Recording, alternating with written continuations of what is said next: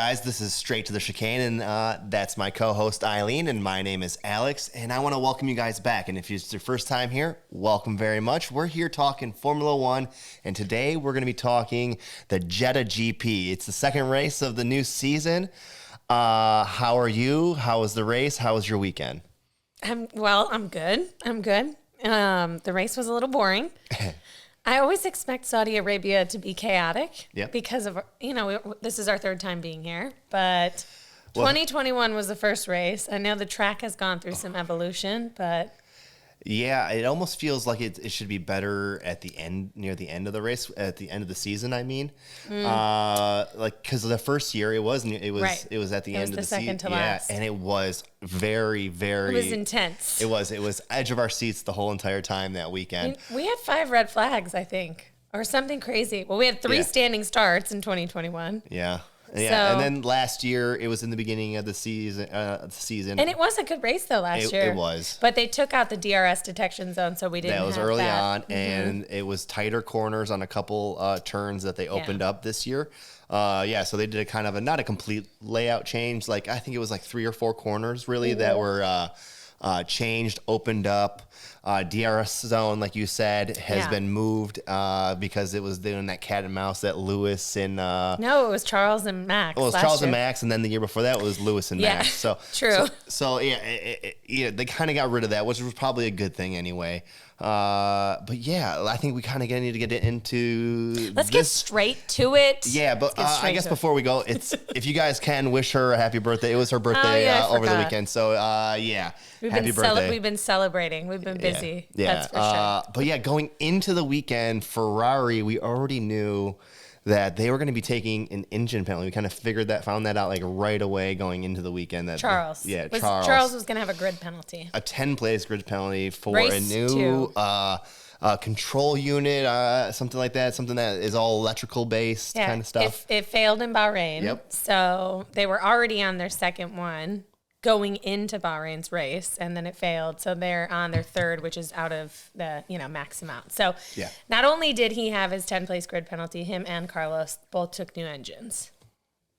So not just them either. I mean, we saw issues like Nick DeVries had to take a new engine as well. So, this is the longest F1 season ever. Yeah. At 23 races, so it's a little scary that we're already seeing penalties for Ferrari. Yeah, and I think we're going to start seeing some penalties from other teams too. I think after what happened this weekend, I think even Red Bull has some questions going on. I think even Aston Martin's kind of got some things going on. Stroll had some issues, this race. Right. But I don't want to get into that quite yet. I want to kind of talk a little bit about qualifying because we had practice was kind of smooth sailing. It wasn't a whole lot going on. Max topped every single one. Yeah. I'm pretty sure. He did. So that, we were like, oh man, Max is about to dominate again. This is going to be a boring race. He's beating everybody by 0.6 of a second. Yeah, it was crazy. It was a lot. It was like between P1 and P2. Yeah. It was like almost a second. And then the rest of everybody down was within a second. Yeah. From 2 to 20, which is crazy. So that's how far in a different league Max is right now. Yeah. I mean, even then the Red Bull. I mean, because even Sergio, you're right. He wasn't doing that, but he was still kind of number 2. He was the closest. Him and Alonso. Yeah. About the same. So, but practice was looking pretty basic. We didn't see a whole lot. Yeah. So qualifying. Kind of shook up the bag a little. Yeah, it did. And another thing that we noticed too, right before we talk about qualifying, is that there was a lot of talk about Mercedes and what's going on with Mercedes. And, are we going to see a change? Are we going to see some upgrades? Are we going to see a few things? Like, what's going to happen? And, even the practices were kind of showing that car is not... Yeah, no, they're like in the true midfield, I feel like. Yeah. But you can definitely tell that George feels a lot better about the car than Lewis does. Yeah. So I'm like, George is definitely, he obviously out-qualified Lewis. And, he said that he was back in the factory doing sim work. Yeah. And so he feels a little bit more comfortable with it. Whereas Lewis is openly admitting he just doesn't feel at one with the car. So he just can't find his confidence. So, yeah. Like I said last episode, they need to change the car. Okay. So... Yeah. It sounds like there's something on the horizon because they can change the side pod stuff and the layouts without doing like a whole frame change. So hopefully we do hear. Yeah. I'm hoping after the first little 3-week break, when we come back from that, we do see something different. I think that they felt good after like they started to see progression in the back half of last season. Yeah. And so they're like, let's just continue to run with it. Like they want to be innovative because they're the only car that doesn't look the same as the rest. Yeah. And they're like, oh, we've got to win. And, Lewis was competing in the U.S. for a win. There was a few times that there was definitely a glimmer of hope for this style of a car. Yeah, but then when they came out this season with those new like top rails, which was still like different from last year too, it's like I think that was meant to help with aerodynamics. It was. Well, so that's what they're having the issues. And it was going back to even preseason testing with all the green, like ooze, the stuff that we see on the cars. That Red Bull car had really nice, well-defined streaks, and you could tell that downforce was really working. Now, granted, what do I know? What do you know? Probably nothing, really. It looked cleaner. The air looked cleaner throughout the sides of the car, and where Red Bull, or Mercedes, excuse me, was just... It was struggling to find really a consistent pull on air. But yeah, let's talk about qualifying now. So going into Q1, my team, McLaren. You're still backing them, huh? I am. I'm still a fan of McLaren, unfortunately. Maybe not unfortunately, actually. I do like them. However, Lando Norris, he hit the wall turning into a turn, and his front axle pretty much snapped as far as we could tell, and he got it in to his pits, and they were trying to fix it, but they just didn't have enough time, and so he was pretty much done right from the beginning there. Yep. And then Oscar Piastri, though, he looked pretty good. He kind of got up into... He qualified P8, right behind Lewis Hamilton. Yeah, so so the car was kind of looking good, and maybe if Lando would have been able to set it up and get it, locked in, he would be up in the top 10 as well. Yeah. I would assume so, given he's been with the team for many years. It was promising. It looked like McLaren kind of maybe figured out a few things coming into this weekend. They looked a whole lot better in qualifying for Oscar Piastri, like rookie top 10. Cool. Yeah, no, I mean, I know I definitely have given him a hard time as far as he's really going to have to show himself. There's a lot of pressure on him. Yeah, and he had a little bad luck last week or 2 weeks ago. He did. Yeah. He had bad luck this week too. So I'm like, but impressive to be through to Q3 on race 2 in Formula 1. So and then honestly, even Williams I thought was looking kind of good too. Like, but then in qualifying they kind of Logan Sargent was the lap that never was. So he got put down track limits on a track that doesn't have like any areas really. I think it was turn 27, so the last turn. Yeah. And I think it was if 2 of your wheels like touched the line or went outside of the line, that was track limits. But nobody knew that, and so his track time got deleted, and then I think he spun, and then he messed up his last lap, and he didn't get a time in. Yeah, so speaking of track limits, do you think, because right now the current situation is during practice, there's no track limits, no one knows what track limits is, so these cars, these drivers, they go way well over on a lot of the turns. They push the limit of the car, they push the limits of the turn, but they're never told what is legal and what is illegal. Where if I'm in a sim race doing sim racing, even if I'm practicing, I'm told. They're supposed to be told. I think they're told on Thursday in the driver's briefing. Well, yeah, but like they should be told while they're practicing out on the track, like, hey, you were out X, Y, and Z. And maybe that's their team in the debrief and everything like that. But obviously nothing was being told. And the teams didn't know that the exit of he didn't know. He didn't know either. If he didn't know, the team didn't know. Exactly. And I can tell you, it wasn't just him that had times disqualified during qualifying. Lewis had a time deleted in Q3. Yeah, and for the same reason. Yeah. So it wasn't just him. It wasn't just his team. It was multiple teams. And I think the FIA should be doing better diligence during practice because it's kind of a free-for-all for the drivers. And so when you kind of go from practice 3 into qualifying, you're like, yeah, I did some racing. I did some, some qualifying, practice in Q3. And I don't know if I went out of bounds because I wasn't told. Well, that should be on their engineers. Yeah. Mm-hmm. But clearly, I think this weekend it wasn't do they know, do they not? They didn't know that was going to be track limits. Okay, and then the last thing I'll say is that I know that the FIA has more access to cameras that no one else has access to. Teams only have access to watching pretty much the same feed that we're watching. You know what I mean? They get the onboard, they pretty much have the same access that we have. They don't have what the FIA has. They have way more cameras. Sure. And they're seeing the turns. So I would say it's more the FIA need to help more during the practice. That's just my take. I don't know. Anyways, let's talk more. So Q2. Q2. What do we want to say? Max Verstappen was out in Q2? Which was pretty much the biggest thing about qualifying besides... Was it a setup to make the race interesting? No. I think there's some serious issues going on in that car. I do think there's some issues, but it did make it exciting. I mean, you made the joke, I don't know if you were serious or not, that they pulled Sergio Perez's drive shaft out and swapped it. So, yeah. Well, why were they working on Sergio's car this morning? It didn't make any sense. He didn't have any problems yesterday. They were checking his drive shaft. They're like, hold on, let's just get this and we'll see what happens. We'll give this to Max. But no. They replaced his drive shaft. Okay. Well, it's actually his transmission shaft that went bad, but they replaced it with his race one. But, how are we already, breaking these parts? So he didn't take a new one, which is, good for their pool of stuff. Yeah, but will he need to take a new one earlier than maybe expected because it is so early? Right, yeah. So, basically, I think the drive shaft was started to go bad, and then it, overstimulated, and so he, broke the transmission shaft. Yeah. So, I mean, not good, but I think we were, kind of bored with qualifying because we're like, okay, Max... in the bag. And then we're like, what's going on? Yeah, Max out. Max is out. This is crazy. He's getting out of the car. So, and then it was Alonso was P1 in Q2. Yep. And so we're like, oh my God, is Alonso going to be on pole right now? And then this Stroll's looking pretty decent too. He's in the mix.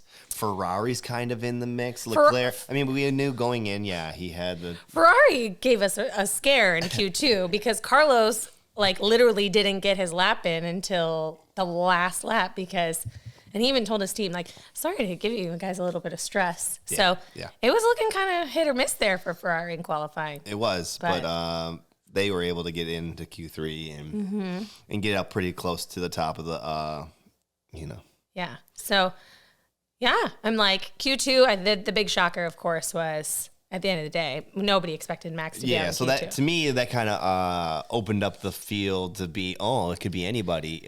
Granted, we had Sergio Perez was qualified P1 last year. He's the he did, and I feel like he's the minister of the streets. Yeah, he's the minister of defense. He's the street king. He's the street king. Yes. He's won more. Tell me the stats, please. You were just telling me. Oh, my God. So Sergio has won now 5 races. Okay. 4 with Red Bull. All 4 with Red Bull have been on street circuits. So pretty impressive. So his only other one was obviously with Racing Point in Sakir, which was one of my favorite races to see him come back from last to win the race. So what's so amazing about that is, if we talk about it for just a second, is that it was the shortest track time. It was under a minute. It was 57 to 56 seconds a lap, and he was able to go from, because the first lap, he got hit and all the carnage, and he was able to battle back on a very short track. He was, but he also lucked out because Mercedes did the whole crazy double stack with Valtteri and then put the wrong wheels on, and they had to repit again. Then he got a puncture. So George would have taken his maiden He would win. have. He probably would have if he didn't have that tire issue. And, what I like about Sakir that track is that it was different than normal. And I wish they would do that. I know, and they always say we're in Sakir, but they're it's the Bahrain GP. But I'm like, I don't know. I think that race was extra special for Checo too. COVID and well, no, not even that. Just the race in general. Not only was it his first win, but he didn't have a seat for the following year at the time. No, so he was just fighting for every race. Yeah. So it holds a special place. But yes, Sergio is the street king. He won in Singapore last year. He won in Monaco last year. He won in Baku the year before. Yeah. So, pretty impressive. Shout out to Checo. Yeah. So we're big fans. So Checo definitely solidified P1, and Leclerc was P2, but Pierre took a 10th place Leclerc took Leclerc took a 10-place grid penalty, yes, and so that bumped him out of there, which gave Fernando Alonso and George Russell prime spots. Mm-hmm. Which I expected there to be carnage. I going really did. Into this race, yeah. I expected turn one because it's such a short run down to turn one that everyone was going to be kind of going for it, for the gusto. I mean, we know Alonso. Mm-hmm. He's not going to back down. He didn't back down, which we saw him take. We saw him take the race lead, obviously, which was kind of exciting. And then, speaking of that, lights went out, away they went. Seemed like Fernando had a really, really good start. He did. He was able to position himself inside on turn one really well, and he was alongside of Perez far enough that Perez had to give him the space. I think he gained advantage because he was out of his box. But he was out of his box by being too far left, not too far forward. No, but he was too far left, and as he started, he was able to squeeze over to Perez, which kind of forced Perez to go wide, gave him the perfect opportunity to clinch the lead. Well, anyways, pretty much before the first lap was over, Fernando was giving, a 5-second penalty due to his his starting grid spot location. He was outside of his box, and that was true. You could see it when they did all the replays. Mm-hmm. Other than that, it was a really clean start. Other than what happened kind of near the back of the field with Pierre Gasly and Piastri came together, and that was the back of the top 10, and it caused. It seems like Pierre didn't really have much of an issue. He was able to continue on. It was nothing for him. Both McLarens got screwed in the situation. Yeah. It was kind of a really rough weekend for McLaren for the race today. Back-to-back race, just not good. So both of them had to pit very early. Yeah, so Oscar Piastri got hit, took out part of his wing by Pierre Gasly. And it definitely was a pretty substantial hit. And the things where debris was flying everywhere. And he got off. First lap, he already ruined had his race, which is disappointing because he actually had a really good start. He was right behind Lewis, keeping up, and then they went in, and he got clipped, and his front wing was just. So do you think Pierre was at fault for that, or do you think he left him enough space, or do you think it was just a racing incident? I think it was a racing incident. You think it was a racing incident? Yeah, for sure. Okay. I mean, I think what the announcer said was he went in a little bit too cautious. Yeah. And they ended up coming together. So, I mean, there's not a lot of room in that turn. That tends to be where we see all the damage happen. I mean, do we remember the huge accident? So, but other than that, that was kind of minor. And it didn't even cause a yellow flag, no red flag, nothing. No. Just race kept going. Fernando in the lead. We saw him in the lead for a little while. Yeah. I think it was lap 5. Yeah, DRS kind of kicked back in. And Sergio kind of was able to make his way with the help of DRS. As he should, rightfully so, with the machinery that he has. Yeah, he was able to take back the lead fairly easily. We saw a few passes even in the backfield. Lewis was getting passed a little bit, and he got in trouble for weaving in the straights, which was, we didn't get to see it fully. I did notice it, and I did tell you about it. It happened 2 laps in a row. Yeah. There was, this was a little bit into the race, of course, but there was a DRS train with him, Gasly, and Leclerc. Yeah. And so he was just trying to break them off because they're just slow on the straights. And the two behind them were battling too. And he didn't have DRS. Yeah, so those two did. Yeah, tricky. Tricky. And then another thing, Stroll had a really good start, looking really good. And in fact, at the start, you were thinking it was Lewis's. I thought it was Lewis pulling let's burn the brakes like he normally does. Yeah, but no, there was actually Stroll's brakes that were smoking pretty good at the start of the race, and seemed to be an issue. Which turned to be an issue, yes. But yeah, he looked really good. He had a great pass on Carlos. Mm-hmm. It was so good. And I was worried that he was about to come up and battle for the top 3 podium. Well, he probably could have. Yeah, he would have. He looked good, and then he ended up causing a yellow flag. And it shouldn't have. I don't know. It was debatable. Well, what they're saying is his wing was out in the. No, track. They said the GPS tracker was showing that it was on the track. Yeah. So they caused a safety car, which obviously tons of pit stops. Everybody's in. In. Perfect timing for Alonso to serve his penalty because it's it slows him down. Yeah. So his teammate they tell him to stop on track. Is that strategic to help Fernando to get serve that penalty in a fast? I am seeing some rumors speculating out there on social media. I'm going to say...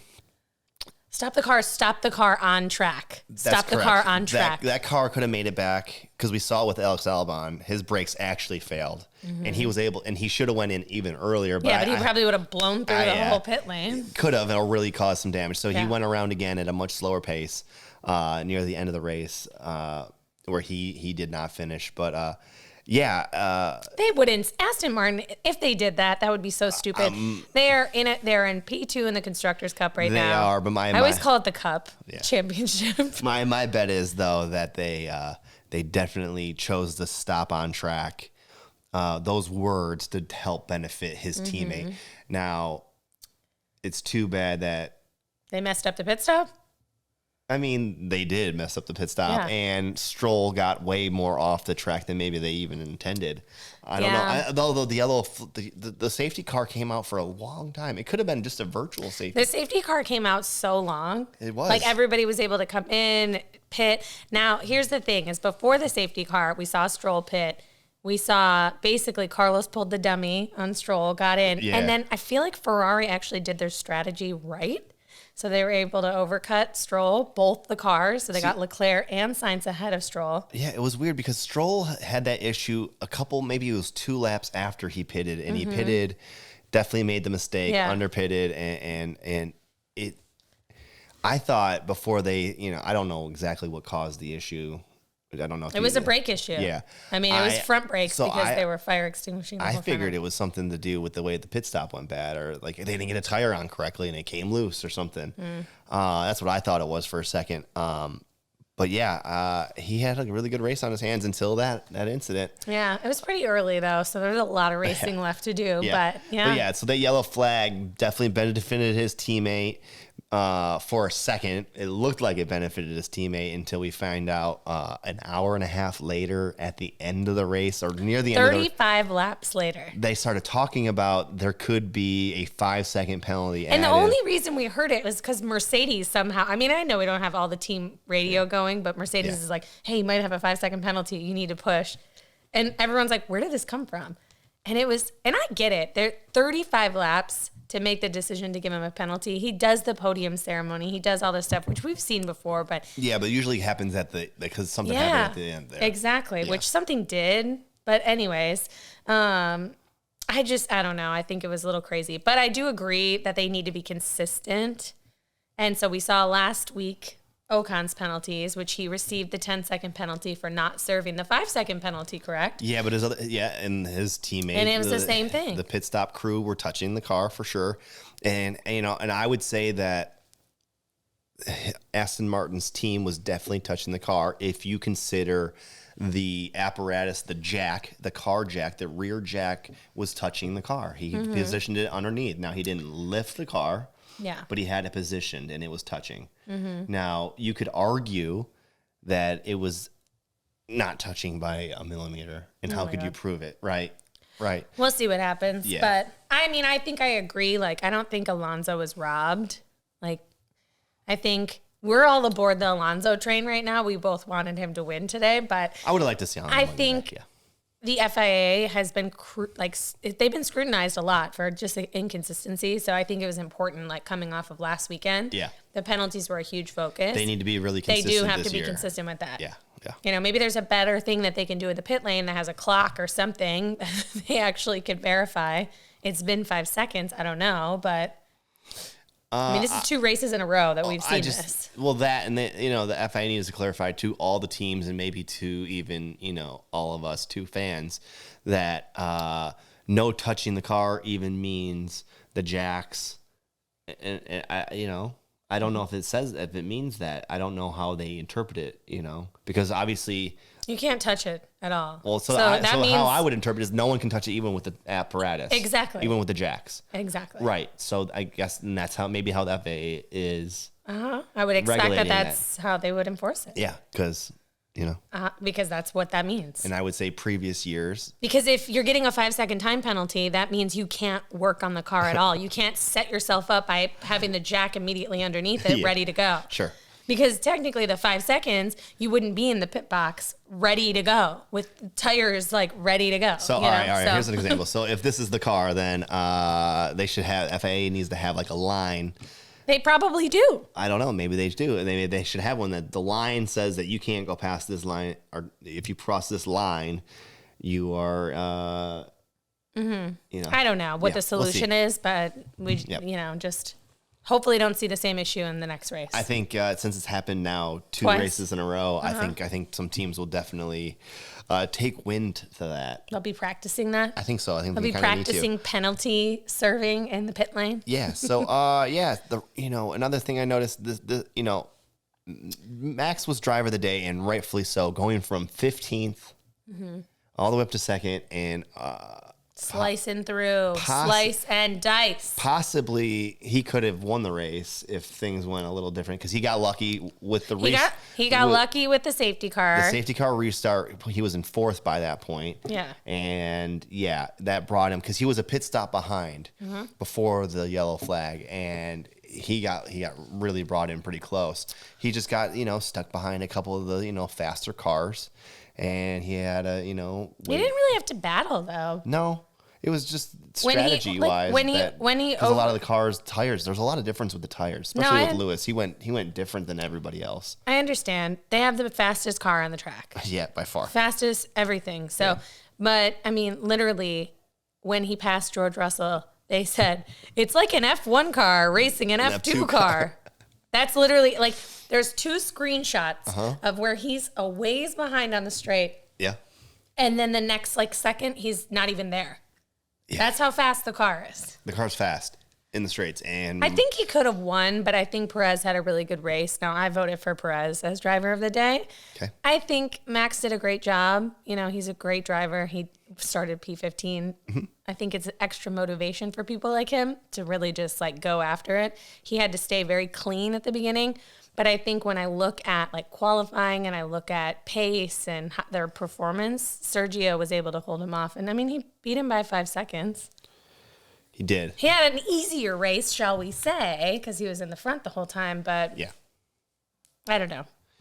I mean, he just didn't make any mistakes, Sergio, and had, and it was able to maintain and keep his lead, and they did everything right. Pit stops were right, and it was up to Max to actually push through to get to where he needed to get. Another thing that I was really kind of hoping for Williams to have a better day than what they did. You're all about Williams right now. Well, I like the Duracell battery. Yeah, even though you called it the Energizer battery. That was the other day. That was between me and you. You're not supposed to say anything. Well, the world knows. Yeah. I do like that Duracell look. I think I'm a fan because of that. And, during practice, especially this weekend, they looked pretty good. No, they looked pretty good. And I think we have a soft spot because of Logan Sargent being an American. I want to see him do well. I hope he gets points this year. And Alex, I think he's just had a lot of bad luck. Yeah. He's driving well. So. Yeah. Now let's talk 2 things that I have. Okay. There was, it felt like the teams were clustered together. It was Red Bull, and then it was Alonso by himself. Stroll probably would have been there. Then it was Mercedes, and it was Ferrari.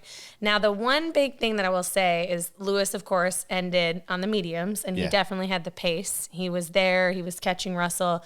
Could he have gotten past when they asked Russell to let him through? And then could he have had potential to catch Alonso? So there was that ask, and there was a moment where Lewis was close enough with the DRS that he could have passed. However, after that moment, he fell off. After that moment, when George was like, no, Alonso has a penalty, which he didn't realize he had already served it, but then how crazy that he ended up having the actual penalty. Yeah. That moment, it triggered something in George, and he was picked up the pace, was putting in personal best. So, I mean, it paid off, whatever. I think George had a great weekend, qualifying and race. Yeah, so he was able to snag 3rd place from Alonso. Yep, got his first podium. Mercedes' first podium. And honestly, it was because at near the end there was talk of a 5-second penalty with Alonso. So we did see George pushing. We saw him asking, "Do I still need to push?" Yeah, and we saw Fernando pushing. Not as much as he should have been, though, because he didn't know that they were really they were like, oh, we're at risk, but you're good. And now we remember he crossed the line 5.1 ahead of Russell. Yeah. So he technically was clear if it was 5 seconds, but being consistent to last week, it needed to be 10 seconds. Yeah, and then I wonder, I didn't get to hear any of Lewis's talk with his, Yeah, he was quiet. Engineer, were they telling him to push too? I know. Somebody messed that up. He was just outside. He missed it by less than half of a second. It was like 0.3 or 0.2 or whatever it is. Up until the last lap, they were within both drivers within the 10-second penalty because I knew that we were going to see a 10-second if we saw a penalty just based off of last week. So yeah, I after what we saw here, I would say it's definitely Red Bull commanding the lead. They're the best car out there. I would say Aston Martin's a number 2 car.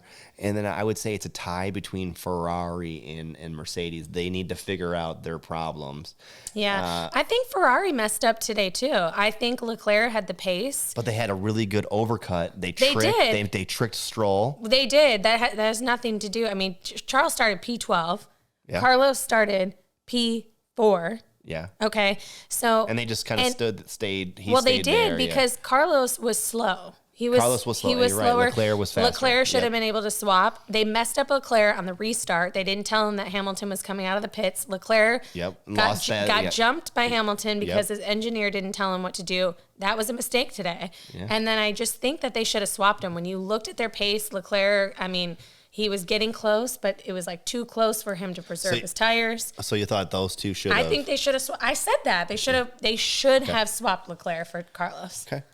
And so what about the Red Bulls? Or I'm not sorry. What about the Mercedes? Do you think those two should have? I mean, I felt that way at the beginning because of Lewis's pace. I was like, they should swap him to go for the podium because at the time Alonso was within range. Yeah. And then it felt like both the Mercedes were kind of falling back. And Aston just has, I think, a little bit of a better car right now. Well, I mean, they pretty much they got the B car for Red Bull. They got They've got the green. Bull. They've got the green Bull. Yeah, whatever that can is. It's like the citrus version. Yeah, that is whatever the one was that they brought to the pit wall. But yeah, I'm like, I don't know. I think George made a good call. I think Lewis has to find his comfort with the Mercedes, and I just think once Mercedes fixes the car. So Toto is promising in 5 to 6 to 7 races, the car is going to look completely different. So we'll see what that looks like. Yeah, I'm hoping it's after the long first break. I'm just hoping that, I thought the new regulations were going to bring all the racing closer. It does feel like everything from position 2 down is closer. Yeah. But the dominance that Red Bull has right now, this is, what did I say? So it's back-to-back 1-2s for Red Bull. Yep. And they've only ever done this one other time, and it was Weber and Vettel. So do you think that this benefit, how far that is caused because of the catering issue? I don't think it has anything to do with that. Red Bull, of course, is playing into, we've got less time in the wind tunnel, so that's going to affect our performance. It's a long season. Do you think that's going to affect? No, I think they had the car done so right last year that they were set up for success, and Adrian Newey was just able to tweak a few things, and they still have upgrades coming. So that's crazy. Yeah. Yeah, that car's only going to get faster. So they are, I'm hoping it's not. I know you say it a lot. I hope it's not going to be a boring season with the way how dominant they are. I hope so too. I know, but max P15 to P2 on a very challenging track to overtake. Yeah. I don't know. It's a very fast, dangerous track for sure. Yeah.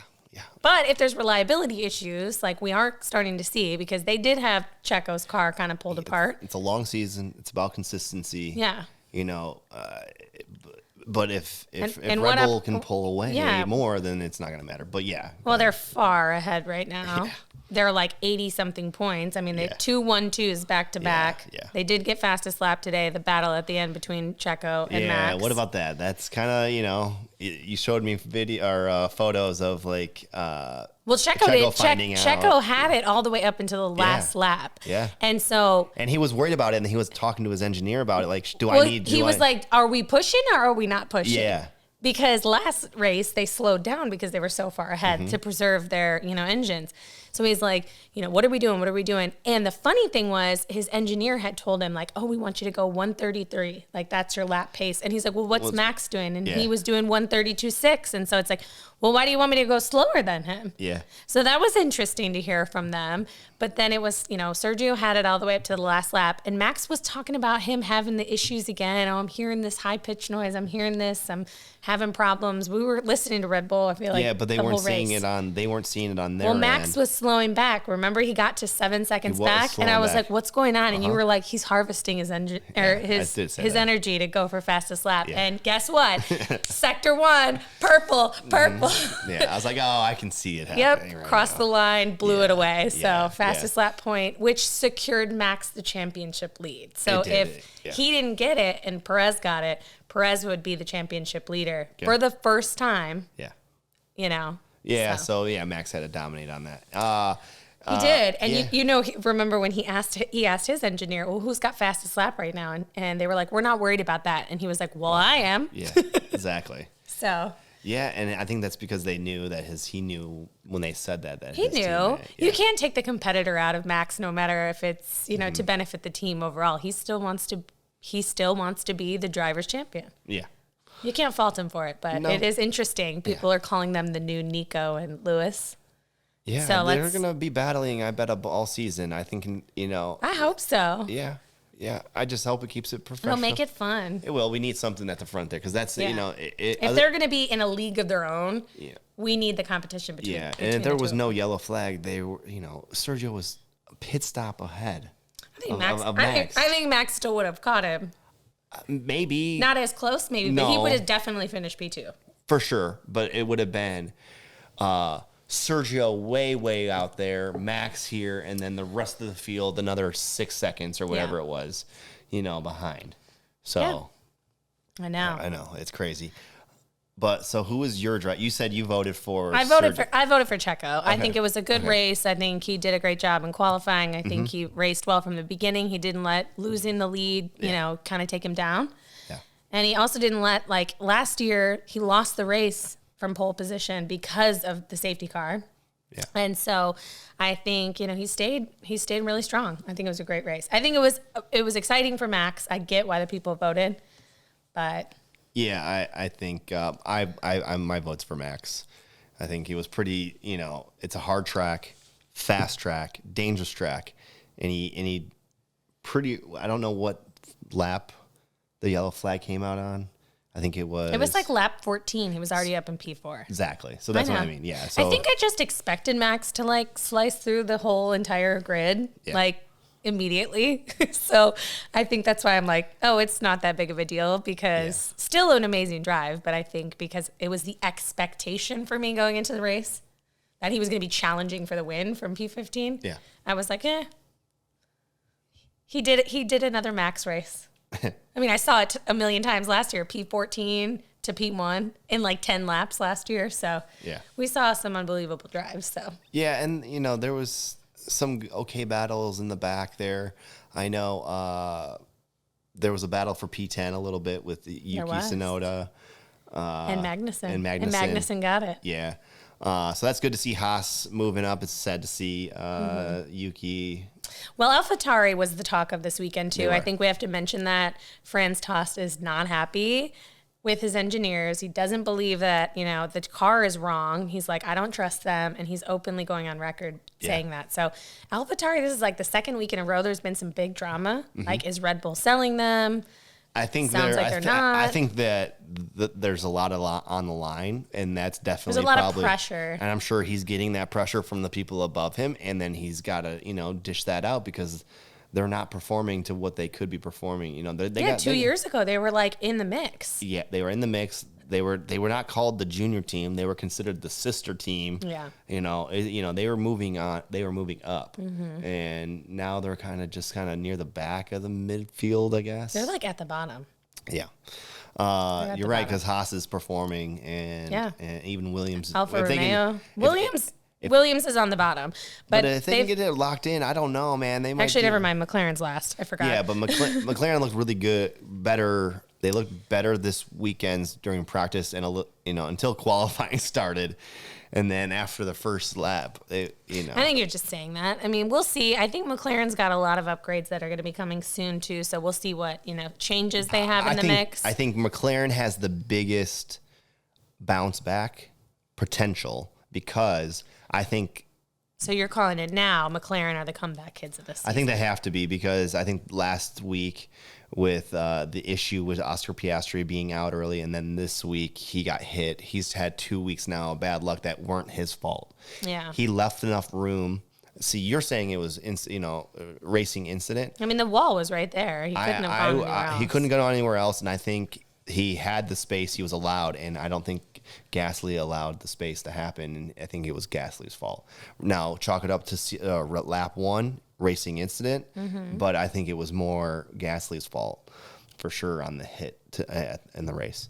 Well, Gasly was behind him too, so. Yeah.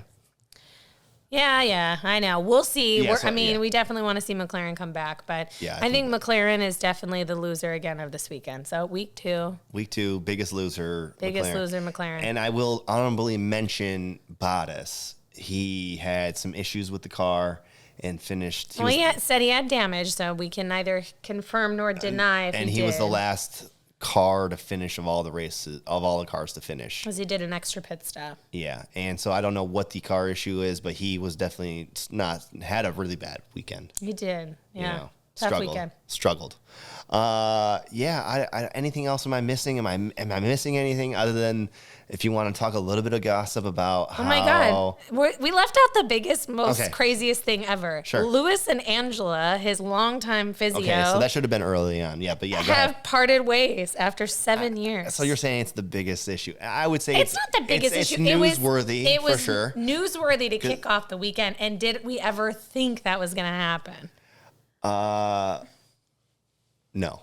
However, I know she's married with children, and she's been by his side for how many years? 7 years. 7 years, and traveling that much for that long is a lot.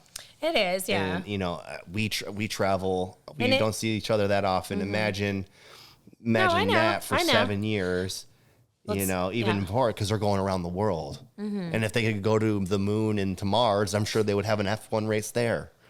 Yeah, and it would be the moon, and then we would come back to the U.S., and then we would go to Mars, and then we would come back to the U.S. Yeah, that's how we would do it. I know.